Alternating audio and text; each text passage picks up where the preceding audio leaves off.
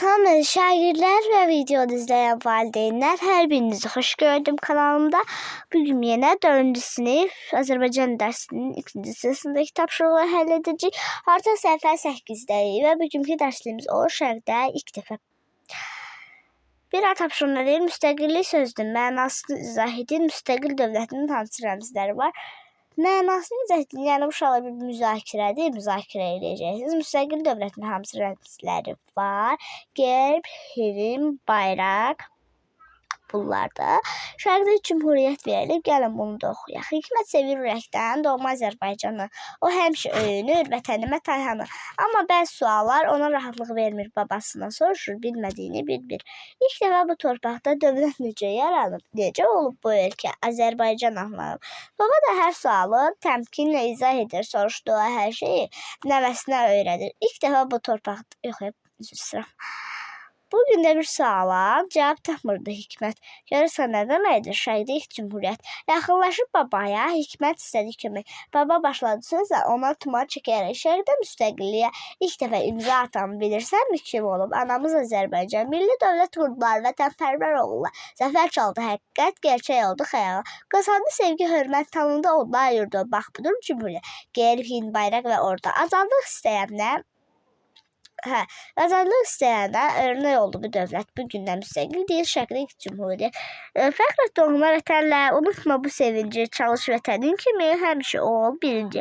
Şəhla Zahidova. İndi uşaqlar söz bölgəsindəki sözlərin izahına baxaq. Kitabın arxasında istəsəniz tapa bilərsiniz. Cümhuriyyət Respublika təmkinlə, səbirlə, örnək, nümunə. Beydə söz ehtiyatıdır. Cümlələrdə fərqləndirilmiş sözləri söz bölgəsindəki ifadələrlə uyğunlaşdırın. Şuşanı azad edən qəhrəman oğullarımız hər kəsin nümunə oldu. Örnək oldu. Respublikamız tarixdə şərəfli yol keçmişdir. Cümhuriyyət, xalqımız qələbə çalacaq günü səbirlə gözləyirdi, təmkinlə gözlədi. Şeirdəki ilk dəfə imza atan ifadəsini necə başa düşürsünüz? Uşağa birincilik. Biz keçən dərsimizdə bu nilkilər bölməsi keçmişdik. Yəni ilk mövzularla tanış olurduq, bölməyə giriş edirdik. Burada da deyirdik ki imza atmaq. İmza atmaq. Bu da öyrəndik ki, bir şeyin müəllifi olmaqdır da. Düşün və cavab ver. Ölkəmizdə hansı bayram Azərbaycan Xalq Cümhuriyyətinin yaranması ilə bağlıdır? Respublika bayramıdır. Bu bayram nə vaxt qeyd olunur? 28 may qeyd olunur. Zəfər çaldı həqiqət, gerçək oldu xəyal misralardır. 2-ci Qarabağ müharibəsi ilə necə əlaqələndirərdiniz? Yəni uşaqlar, bunu yazılı formada göstərəcəm sizə. Uşaqlar tapşırıq deyə dərsi görürsünüz həqiqətən. Zəfər çaldı həqiqət, gerçək oldu xəyallar ifadəsini 2-ci Qarabağ savaşı ilə əlaqələndirmək tələb olunur. Yəni əlaqələndirmək mümkündür. Cümhuriyyətin yarandığı dövrlə bağlı ifadə belə izah oluna bilər. Azərbaycan xalqı Çar Rusiyasının əsarətindən xilas olmaq, azad yaşamaq istəyirdilər. Nəhayət xalqımız öz müstəqilliyin dövlətini quraraq arzusuna çatdı. Yəni uşaqlar deyə bilərik ki, uzun illər ərzində işğal altında qalan Qarabağ nəhayət ki azad olundu, həqiqət qalib gəldi. İnsanların arzuları gerçək oldu. Yəni bu ifadəni bu formada əlaqələndirə bilərik. Sonra deyir ki, yaddaş xəritəsini uyğun qeydlər götürməklə Azərbaycan Xalq Cümhuriyyəti mətnini dinləyin. Gəlin sizin üçün oxuyum, siz də buyurun dinləyin. Azərbaycan Xalq Cümhuriyyəti. Hər bir xalq üçün müstəqillik əvəz edilməz nemətdir. Müstəqillik xalqın nəyə qadir olduğunu nümayiş etdirir. 1917-ci ildə Çar Rusiyası dağıldıqdan sonra əsarətdə olan bütün türk xalqları müstəqilliyə can atdılar. Türk xalqları içərisində ilk olaraq Cümhuriyyətin banisi Məmmədəmin Rəsulzadə ilə onun silahdaşları Əli bəy Hüseynzadə, Əlimərdan bəy Topçubaşov, Əlibərdən bəy Topçubaşov, Nasir bəy Yusifbəyli və başqaları Azərbaycan Xalq Cümhuriyyətini yaratdılar. Onlar qısa müddət ərzində bütün dövlət atributları, gerb, himni, gerbi, bayrağı, ordusu, pul vahidi olan dövlət qurdular. Azərbaycan Xalq Cümhuriyyəti bütün göstəricilərinə görə şərqdə ilk demokratik respublika idi. Azərbaycan Demokratik Respublika cəmi 23 ay yaşadı. Cümhuriyyətin qurucuları olan istedadlı, savadlı vətənpərvər oğullar Azərbaycanın tarixində parlaq səhifə yazdı. Bu hadisə ilə bütün Türk xalqları içərisində ilk azadlıq bayrağını dalğalandıran, müstəqil yaşama haqqını dünyaya tanıdan Azərbaycan oldu. Bugün qürurla dalğalanan üçrəngli bayrağımızı və dahi Üzeyir Hacıbəylinin, Əhməd Cavadın sözlərində bəstələdiyi əzəmətli Azərbaycan himni bizə Cümhuriyyətimizdən yadigardır. Tapşırığında deyir ki, deyilən mətndə hansı məlumatlar şərqdə ilk Cümhuriyyət şeirində öz əksini tapıb, həmin sıraları seçib oxuyun. Baxın uşaqlar, bunun üçün bizə həm deyilən mətn lazımdır, həm də kitabımızdakı şeir lazımdır şərqdə Cümhuriyyət. İndi baxın, ilk olaraq burada nə olacaq? Baxın, indi altına xətt çəkəcəm. Türk xalqlarının belə qoyaq ki, beləsin. Türk xalqlar içərisində ilk olaraq Cümhuriyyətin balisi Məmməd Əmin Rəsulzadə ilə onun silahdaşları Əli bəy Hüseynzadə, Əlimərdan bəy Topçubaşov, Nəsib bəy Yusufbəyli və başqaları Azərbaycan Xalq Cümhuriyyətini yaratdılar. Baxın bu cümlə. Bu cümlələri belə qırmızıladım ki, yəni başa düşəsiniz. Və uşaqlar, burada nədir? Şeirimizdə də göstərmişsəm. Milli dövlət qurdular, vətənpərvər oğullar. Milli dövlət qurdular, vətənpərvər oğullar. Budur ifadə. Sonra uşaqlar, baxın, ikinci cümlə isə bunu da artıq fərqli rəqlə eləyəcəyəm. Onlar qısa müddət ərzində bütün dövlət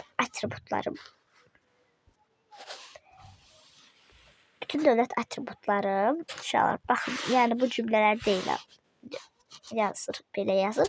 Mən daha vaxtımızın yetməsini istəmirəm. Dövlət atributları, gerbi, himni, bayrağı, ordusu, pul vahidi olan dövlət qurdular. Burada nədir uşaqlar? Bax, budur Cümhuriyyət, gerb, himn, bayraq və ordu. Baxın, bax bu gerb, himn, bayraq və ordu. Üçüncüsünə də uşaqlar, buyurun. Üzr istəyirəm. Bunu da fərqli rəngdə eləyəcəm. Bu hadisə ilə Türk xalqları içərisində ilk azadlıq bayrağını dalğalandıran, müstəqil yaşama haqqını dünyaya tanıdan Azərbaycan oldu. Bu da qazandı sevgi, hörmət, tanındı. Bir dəqiqə kitab açaq. Üzr istəyirəm, həmin cümlə deyil. Azadlıq istəyənə örnək oldu bu dövlət. Bu iki cümlədir. Sonra tapşırığında Azərbaycan Xalq Cümhuriyyəti dilən mətndə üzrə götürdüyünüz qeydlər şərqdə ilk Cümhuriyyət şeirindəki məlumatlara əsasən informativ mətn yazın. Uşaqlar, biz bir neçə informativ mətn yazmışıq, yəni ki, yadınızdadırsa. Ümid edirəm ki, siz də bir informativ mətn yaza biləcəksiniz. Sizə nümunə olaraq göstərmək istəyirəm. Gəlin onu təqdim edeyim. 20-ci əsrin əvvəllərində bir çox xalqlar kimi Azərbaycan da Çar Rusiyasının əsarətində idi. Lakin heç bir xalq bunu qəbul etmək istəmirdi. Azərbaycanda bu istek daha güclü idi. Ziyalılarımız Azərbaycan xalqının öz milli dövlətini qurması üçün durmadan çalışırdılar. 1917-ci ildə Çar Rusiyası dağıldı. İlk olaraq Azərbaycan öz müstəqil dövlətini qurdu. Bütün müstəqil dövlətlər kimi milli hökumətini, ordusunu yaratdı. Öz gerbi, üçrəngli bayrağı olan azad müstəqil dövlət digər Türk xalqlarına nümunə oldu. Üzeyir Hacıbəyli və Əhməd Cavadın yaratdıqları möhtəşəm Azərbaycan himni digər dövlət atributları ilə yanaşı dövlətçiyimizin rəmzi kimi tanındı. Təəssüf ki, Məmməd Əmin Rəsulzadə ilə onun silahdaşlarının qurduqları şərqin ilk Cümhuriyyətinin mövcudluğu 23 ay oldu. Yenidən Azərbaycan işğal olundu və bu əsarət daha uzun çəkdi. Hazırda Azərbaycan yenə müstəqildir. Bu müstəqilliyimizi qoruyub saxlamaq hər birimizin borcudur. bu formada informativ metin yaza bilərsiniz. Yəni deyirəm ki, bu bir nümunədir. Keçirik səhifə 10-a. Üzeyir Hacıbəyli haqqında bildiklərinizi danışın. Baxın, şöyle sizin üçün oxuyuram. Üzeyir Hacıbəyli 1885-ci il Ağcabədi rayonunda anadan olmuşdur. Onun uşaqlığı Şuşada keçib. O 7 opera, 3 operettanın müəllifidir. Azərbaycan musiqisinin zirvəsində olduğuna görə onun adı qızıl hərflərlə yazılıb. Uşaqlığı Şuşada keçib. Belə, bunu da göstərmişəm. Həmçinin uşaqlar 18 sentyabrda olub. Biz bunu bilirik. Çünki birinci hissəsində keçmişdik bu mövzunu. Baxın, buradan da oxuyaq. Üzeyir Hacıbəyli 1885-ci ilin 18 sentyabrında Ağcabədi rayonunda anadan olmuşdur. Uşaqlığı Qarabağda, Şuşada keçmişdir. Hacıbəylinin adı Azərbaycan musiqi tarixində qızıl hərflərlə yazılmışdır. O 7 opera, 3 operetta müəllifidir. Azərbaycan Respublikası dövlət himni bəstəkarının yaradıcılığında xüsusi yer tutur. Opera və operetta janrları haqqında nə bilirsiniz? Onlar bir-birindən nə ilə fərqlənir? Baxın uşaqlar. Opera böyük musiqi əsəridir. Musiqi bütün opera boyu səslənir. Qəhrəmanların hiss və düşüncələri həm solo ifada, həm də xorun ifasında musiqinin müşayiəti altında ifadə olunur. Operetta xoşbəxt sonluqlu tamaşadır. Aktyorlar səhnədə əsasən danışırlar. Lakin bu əsərlərdə musiqi ilə müşayiət edilən parçalar da vokal və rəqs yeri alır. Sonraki tapşırığında deyir ki, sizcə opera yazmaq, senari yazmaqda nə ilə fərqlənir? Opera yazmaq üçün müəllifin hansı bacarıqları olmalıdır? Uşaqlar, yəni operanı yazmaq üçün güclü musiqi duyumu olmalıdır. Onu yalnız bəstəkarlar yaza bilər. Opera ədəbi əsaslı libretto təşkil edir. Senari isə kino və telefilmlərin, müxtəlif tədbirlərin ədəbi, dramatik əsası kimi yazılır. Və şərqdə ilk opera mətnimiz var. Şərqdə ilk opera. Fərqli yazır. Başlayaq. Oxuyaq mətnimizi, baxaq. Bu haqda nədən danışılır? Məşhur Azərbaycan bəstəkarı Üzeyir bəy Hacıbəyli 1907-ci ildə Leyli və Məcnun operasını yazdı. Bu bütün müsəlman aləmində ilk milli opera idi. Üzeyir bəy Hacıbəyli xatirələrində yazırdı. 1897-ci ildə mən doğma şəhərim Şuşada Leyli və Məcnun əsərindən bir səhnəcik gördüm. O qədər təsirləndim ki, opera yazmaq qərarına gəldim. Səhnəcinin məşhur xanəndə Cabbar Qarayaqdoğlu tək ifa edirdi. Kiçik Üzeyir bu ecazkar səsə qulaq asasa göz önündə böyük bir kollektivin musiqili tamaşada oyunu canlandırdı. Bu hadisədən 10 il keçdi. Üzeyir bəy Hacıbəyli Leyli və Məcnun operasını yazdı. Operanı tamaşaya qoymaq üçün ilk növbədə aktyorlar tapmaq lazım idi. Bir gün Üzeyir bəy Bakıda su satılan köşkün yanından keçirdi. Birdən kimsə gözəl səslə muğam oxuduğunu eşitdi. Bu aktyor Hüseynqulu Sarabski idi. O gündüzlər su satmalı ailəsini dolandırır. Axşamlar isə teatrda çalışırdı. Üzeyir bəy Sarabskinin səsinə heyran olur. Ona yaxınlaşıb opera yazdığını və Məcnun rolunda onu görmək istədiyini dedi. Hüseynqulu həvəslə bu təklifə qoşuldu. Leyli roluna ifaçı tapmaq çox çətin idi. Çünki teatrda bütün rolları kişilər ifa edərdilər. Leyli roluna elə gəci tapmaq lazım idi ki, həm səs olsun, həm də qırımdan sonra qadına bənzəsin. Bir gün Üzeyir bəy Sarabski və rejissor Hüseyn Ələmniski çay içə-içə bu barədə söhbətləşirdilər. Bu zaman çayxanada köməkçi işləyən Arıq, Ağbəniz oğlanın zümrülməsi eşidildi.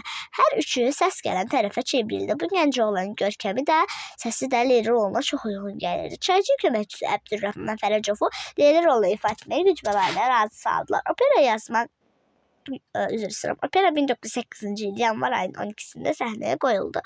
Tamaşanın rejissoru Hüseyn Ələmniski idi. Üzeyir Hacıbəyli isə orkestra dirijorluq etməlidir. Lakin orkestra skripkaçalı olmadığına görə Üzeyir bəy özü skripkada çalmalı oldu. Dirijorluq isə ən gənc yazıcı Əbdürrəhman bəy Haqverdiyevə həvalə edildi. Bu işlə təcrübəsi olmasa da vəzifəsinin öhdəsində məharətlə gəldi. Əbdürrəhman Fərəcov ilk çıxışdan sonra qadın rolunu oynamaqdan boyun qaçırdı. Sonralar uzun müddət Leyli rolunda Əhməd Ağdamızga çıxış etdi. 1924-cü ildə isə bu rolun ilk qadın ifaçısı Sona Hacıyeva səhnəyə çıxdı. Operanın ilk dəfə səhnəyə qoyulmasından 100 ildən artıq vaxt keçib. Bu gündə Üzeyir bəyin bu ölməz əsəri ürəkləri fəth edir. Yəni söz böçəsindəki sözlərin izahına baxaq. Opera musiqide müşahidə altında olan musiqi dram əsəri. Köşk, xırda üçün kiçik xalver, Grimm uşaqlar.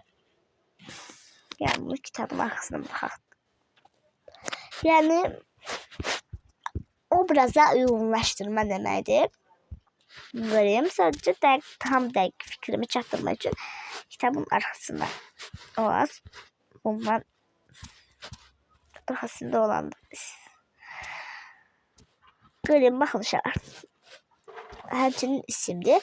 Teatr və kinoda kosmetik vasitələrlə aktyorların üz cizgilərinin dəyişdirilməsi obraza uyğunlaşdırılmasıdır. Sonraki sözümüz uşaqlar. Bir dəqiqə. Sonraki sözümüz üzümzümədir. Dodaqaltı oxumaq deməkdir. Sonraki sözümüz həvalə etmək, yəni tapşırmaq deməkdir. Və dirijorluqdur. Da ki, musiqini idarə edən şəxsin işi. Fəaliyyəti işi. Mətnə əsasən fikirlərin düzgün və ya yanlış olduğunu müəyyən edin. Kiçik səhnəcə opera yaratma ideyasına səbəb oldu. Doğru. Bir dakika, bunu biraz qalınlaşdıraq. Çox nazik yazır.